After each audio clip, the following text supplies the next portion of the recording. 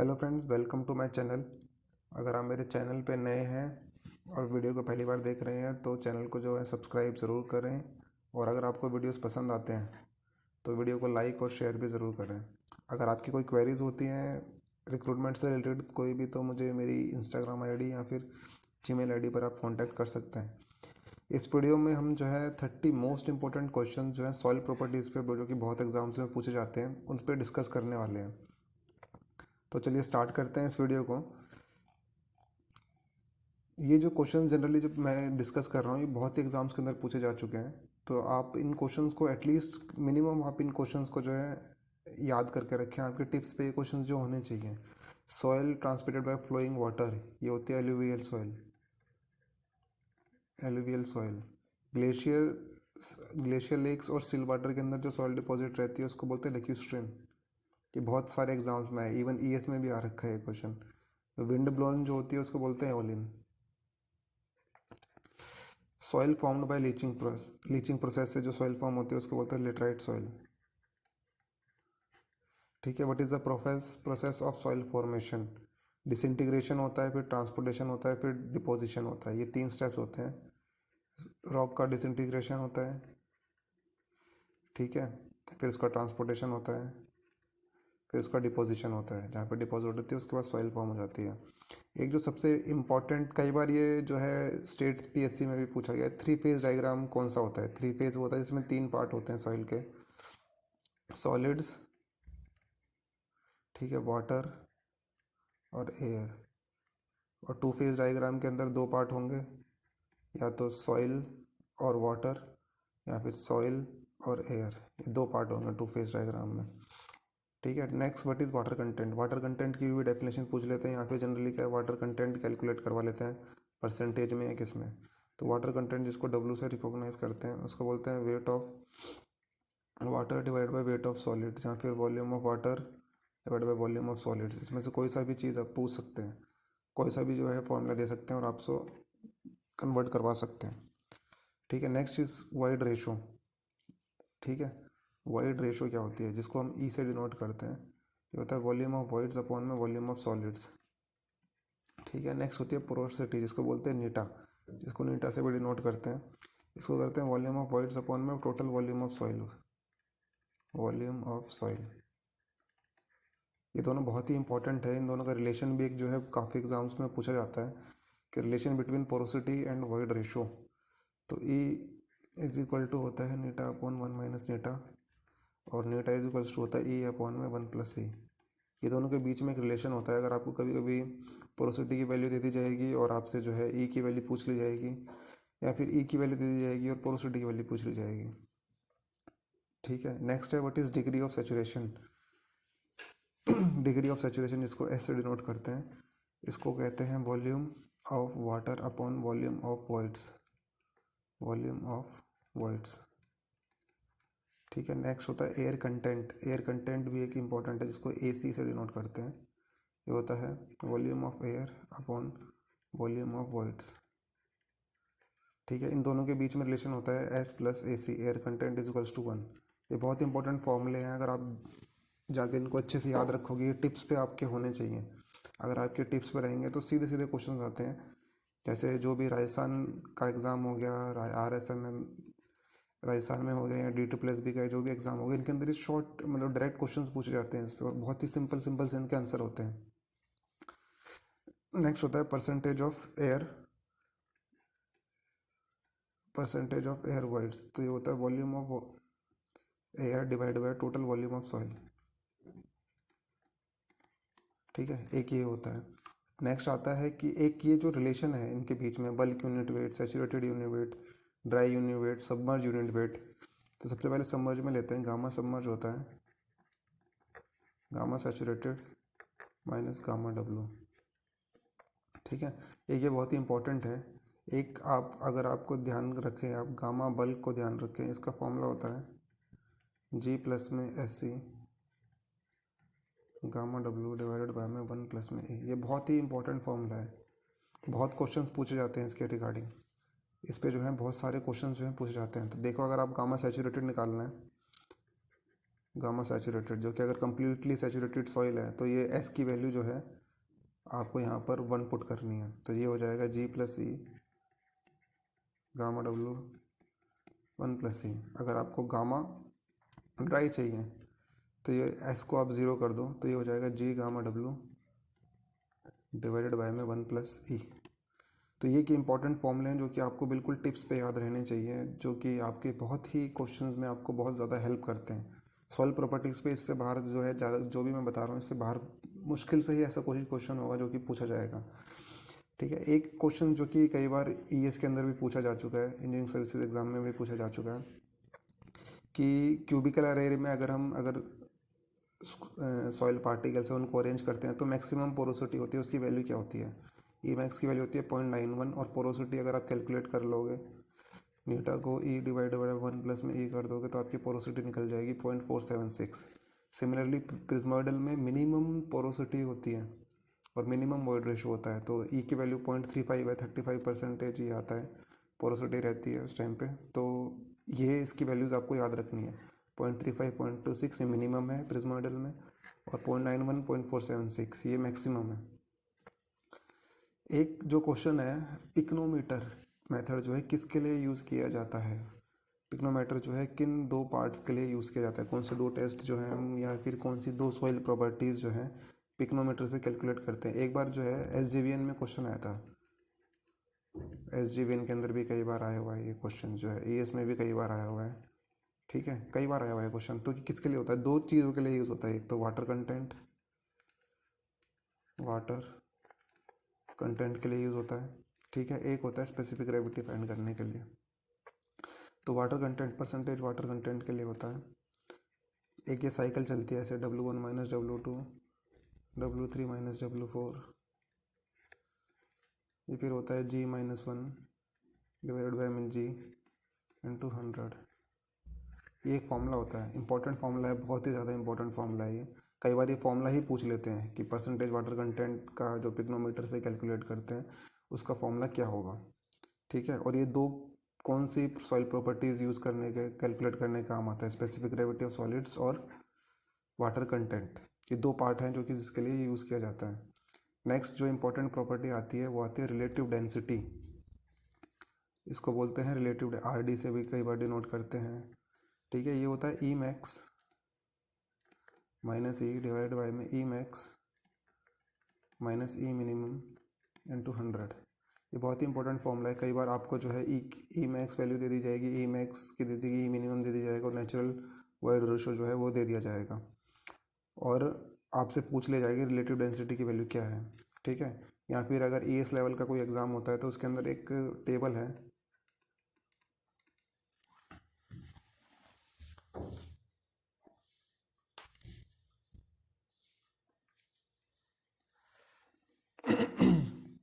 एक टेबल है जिसके अंदर की ये क्वेश्चंस पूछा जाता है। एक लास्ट जो ईयर जो है ना इसमें भी एक क्वेश्चन आ रखा है, ये जो आपका जेई का पेपर हुआ था, ये रहा, relative density of a loose soil is, loose soil के लिए है। तो इस तरीके का क्वेश्चन आ रखा है ऑलरेडी। तो relative density of loose soil क्या होती है? ये 3 पार्ट में होता है, very loose, loose, medium soil, dense soil और वेरी डेंस सॉइल। तो ये इसकी वैल्यूज़ हैं, अगर आपको टेबल में मिल जाएगी, अगर आपके पास कोई भी हैंडबुक है मेडीजी की या किसी की भी, तो उसके लिए आपको ये टेबल मिल जाएगी, उससे आपको याद रखनी है, वैल्यूज़ याद रखनी है आपको। मेरे कहने का बस मतलब ये है कि आपको ये वैल्यूज़ जो है याद होनी चाहिए 85 से 100। ठीक है, तो रिलेटिव डेंसिटी की ये जो है आपको याद रखना है, इसके लिए फॉर्मूला भी है। नेक्स्ट है कोफिशिएंट ऑफ यूनिफॉर्मिटी और coefficient of curvature. Coefficient of uniformity को हम सी यू से डिनोट करते हैं और इसको जो है सी सी से डिनोट करते हैं। सी यू का जो फॉर्मूला होता है वो होता है D60/D10, और इसका फॉर्मूला होता है D30² D60 इंटू D10। ठीक है, कई बार जो है इसकी वैल्यू आपको दे दी जाएगी सिंपल वर्ड्स में, और आपको जो है कैलकुलेट करने के लिए दे दिया जाएगा कि कोफिशिएंट ऑफ यूनिफॉर्मिटी की वैल्यू निकालिए और कोफिशिएंट ऑफ कर्वेचर की वैल्यू निकालिए। तो ये दोनों जो चीज़ें हैं फॉर्मूले, इनके वैल्यू आपको याद रखनी है। जनरली क्या होता है कि हम सिर्फ D60 और D10 को कैसे डिनोट करते हैं? D60 जो होता है percentage of particles finer than this size, ठीक है, ये होता है इसका जो D60 का मतलब होता है। और D10 का जो मतलब होता है percentage of particles finer than this size, यानी ठीक है, ये दो चीज़ें होती हैं। और सी यू की वैल्यू जो होती है जनरली, अगर यूनिफॉर्मली ग्रेडेड सॉइल है तो सी यू की वैल्यू जो होगी वो ग्रेटर देन और uniformly graded soil, C U की वैल्यू इक्वल टू 1 होगी। अगर ये दोनों बराबर हो जाएंगे तो सी इक्वल टू 1 हो जाएगा। C U is greater than 4 for well graded gravels, और C U is greater than 6 for well graded sand. Next जो आता है कोफिशिएंट ऑफ कर्वेचर आता है फॉर वेल ग्रेडेड सॉइल, जो होता है वेल ग्रेडेड सॉइल के लिए सीसी की वैल्यू जो है 1 से 3 के बीच में लाई करती है, ठीक है। और for gap graded soil CC की वैल्यू लेस देन 1 होती है और सीसी की वैल्यू ग्रेटर देन 3 होती है।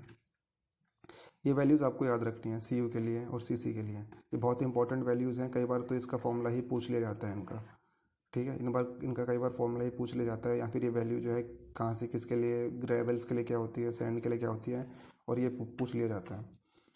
नेक्स्ट है लिक्विड लिमिट और प्लास्टिक लिमिट। बहुत ही इंपॉर्टेंट टर्म्स हैं ये दोनों के दोनों सॉइल की प्रॉपर्टीज़ के लिए। लिक्विड लिमिट जिसको WL से भी डिनोट करते हैं, प्लास्टिक लिमिट जिसको WP से भी डिनोट करते हैं, ठीक है। लिक्विड लिमिट कौन सी होती है? लिक्विड लिमिट वो होती है जिसके बाद जो है सॉइल जो है कोई शेयर रेजिस्टेंट या शेयर स्ट्रेंथ जिसकी जीरो हो जाती है। प्लास्टिक लिमिट की जो डेफिनेशन जो दे रखी है कि 3 mm के उसमें एक रोल किया जाता है उसको थ्रेड में, जैसे ही सॉइल बिगिंस टू क्रम्बल, जिस वाटर कंटेंट पे 3 mm का थ्रेड जो है क्रम्बल करना स्टार्ट कर जाए उसको प्लास्टिक लिमिट कहते हैं। तो ये दोनों की जो है डेफिनेशंस होती हैं, liquid limit, plastic limit. Next इसके बाद जो है फ्लो इंडेक्स है। फ्लो इंडेक्स इसको IF से भी डिनोट करते हैं, फ्लो इंडेक्स को IF से भी डिनोट करते हैं। ये एक्चुअल में क्या होता है, परसेंटेज वाटर कंटेंट और नंबर ऑफ ब्लोज जो है on log scale, log N, इसके बीच में एक ग्राफ प्लॉट होता है, उसके स्लोप को कहते हैं flow index. W1 minus W2 log N2 minus log N1, ये इसका फॉर्मूला होता है फ्लो इंडेक्स का। ये फॉर्मूला भी कई बार एग्जाम्स के अंदर पूछा जाता है, फॉर्मूला पूछ लिया जाता है, तो इस फॉर्मूले को भी आपको अच्छे तरीके से याद रखना है। नेक्स्ट है plasticity index. What is plasticity index? इसको बोलते हैं IP। इसका फॉर्मूला होता है WL minus WP, liquid limit minus plastic limit. ये बहुत ही इंपॉर्टेंट टर्म है, कई बार जो है इसके रिगार्डिंग जो है न्यूमेरिकल्स भी पूछ लिए जाते हैं। नेक्स्ट है कंसिस्टेंसी इंडेक्स। ये बहुत ही इंपॉर्टेंट, कंसिस्टेंसी इंडेक्स जो टर्म है ना, ये बहुत इंपॉर्टेंट है। इसको बोलते हैं IC से डिनोट करते हैं। कई बार जो है इसके ऊपर डायरेक्ट क्वेश्चन पूछ ले जाते हैं, इसका फॉर्मूला ही पूछ लिया जाता है WL minus W divided by में WL माइनस WP, ठीक है। अगर लिक्विड लिमिट से ज़्यादा वाटर कंटेंट है तो IC की वैल्यू कितनी होगी, 0 से नेगेटिव हो जाएगी। इस तरीके के क्वेश्चन जो है कई बार UPSC के अंदर भी पूछे गए हैं और कई बार जो है स्टेट PSCs में भी पूछे गए हैं।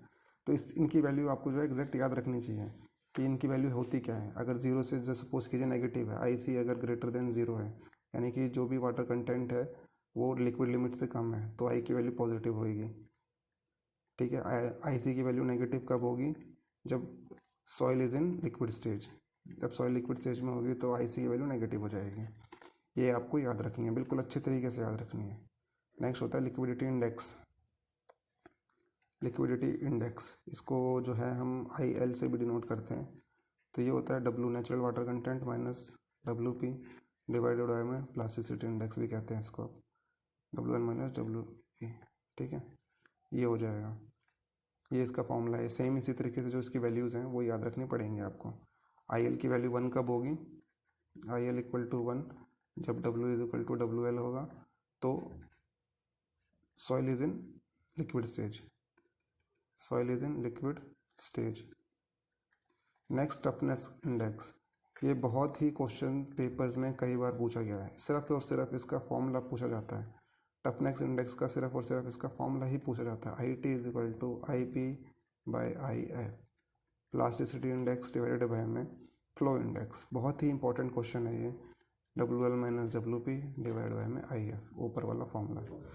तो इस तरीके के क्वेश्चन ये बहुत कई बार क्वेश्चन में पूछा गया है। अगर मैं सही, मुझे भी याद नहीं है कितनी बार ये क्वेश्चन RPSC 2013 में भी पूछा गया था, जहाँ तक मुझे याद है बहुत बार ये क्वेश्चन जो है सिर्फ और सिर्फ इसका फॉर्मूला पूछा गया है। फॉर्मूला क्या होता है? IP/IF, बस सिर्फ और सिर्फ इसका फॉर्मूला याद रखना है आपको। What is thixotropy? कई बार जो है इसकी डेफिनेशन पूछ ली जाती है कि थिक्सोट्रॉपी होती क्या है। Thixotropy is the property of soil due to which soil due to which the loss of shear stress on remolding can be regained with the time। मतलब सॉइल जो है, जो भी shear स्ट्रेंथ के अंदर लॉस हुआ है उसको टाइम के साथ जो रिगेन करती है, तो उसको थिक्सोट्रॉपिक प्रॉपर्टी कहते हैं। ठीक है। नेक्स्ट है व्हाट इज सेंसिटिविटी, इसको एस से डिनोट करते हैं। ठीक है। एस की वैल्यू जनरली जो है ग्रेटर देन 1 ही होती है। तो एस का जो एक्चुअल में फॉर्मूला होता है unconfined compression strength of undisturbed soil, undisturbed, और unconfined compression strength of remoulded, और जिसको आप कह सकते हो डिस्टर्ब सॉइल भी कह सकते हो। इसके ऊपर कई बार क्वेश्चन जो है पूछे जाते हैं। इसका आपकी दोनों की इनकी वैल्यू दे दी जाएगी और आपसे एस की वैल्यू पूछ ली जाएगी। बहुत ही इंपॉर्टेंट क्वेश्चन है ये। ठीक है। इसके ऊपर आपको सिर्फ एस की वैल्यू दे दी जाएगी और आपसे पूछ लिया जाएगा, सॉरी, अनकन्फाइंड कंप्रेसिव स्ट्रेंथ की वैल्यू दे दी जाएगी और आपसे एस की वैल्यू पूछ ली जाएगी। नेक्स्ट है what is activity of soil. Activity of soil को बोलते हैं AC। इसका जो एक्चुअल में फॉर्मूला होता है IP/C। IP क्या है? Plasticity index. C है percentage of clay size particles present in the soil. आपको परसेंटेज के अंदर वैल्यू दे रखी होगी और IC की वैल्यू दे रखी होगी, और सॉरी IP की वैल्यू आपको कैलकुलेट करनी होगी। या तो लिक्विड लिमिट दे देंगे या फिर प्लास्टिक लिमिट दे देंगे, उससे कैलकुलेट कर लेंगे इस रेशो को। और इसकी कई बार जो है वैल्यू पूछ लेते हैं 0.75 और 0.75 से 1.25 या फिर ग्रेटर देन 1.25। ठीक है। अगर AC की वैल्यू जो है, एक्टिविटी की वैल्यू जो है, अगर 0.75 और उससे कम है, लेस देन है, तो ये नॉन रिएक्टिव है, नॉन एक्टिव सॉइल है। अगर 0.75 से 1.5 ये नॉर्मल एक्टिव है, और 1.25 से ग्रेटर है तो एक्टिव सॉइल है। तो कभी कभी मोन्टमोरोलाइट का पूछ लेते हैं कि मोन्टमोरोलाइट की एक्टिविटी कितनी होगी, तो 1.25 से ज़्यादा होगी।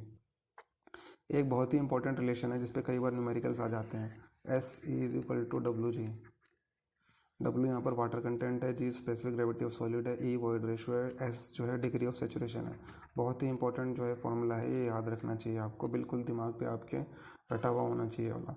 ज़्यादातर याद ही रहता है, लेकिन इसको कई बार जो है एग्ज़ाम के टाइम में हम लोग भूल जाते हैं।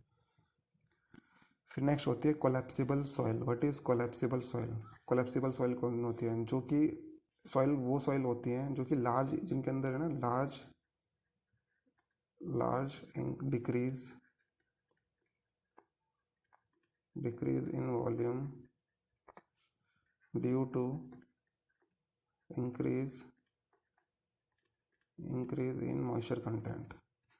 जब भी किसी सॉइल के अंदर लार्ज डिक्रीज इन वॉल्यूम होगा, ठीक है, लार्ज डिक्रीज इन वॉल्यूम होगा, जिसके अंदर एकदम से वॉल्यूम जो बहुत तेज़ी से डिक्रीज करेगा due to increase in moisture content, तो उसको हम कोलैप्सिबल सॉइल बोलते हैं। कई बार जो है इसकी डेफिनेशन ही पूछ लेते हैं। नेक्स्ट है लास्ट एक जो 30th क्वेश्चन है, difference between silt and clay through field test.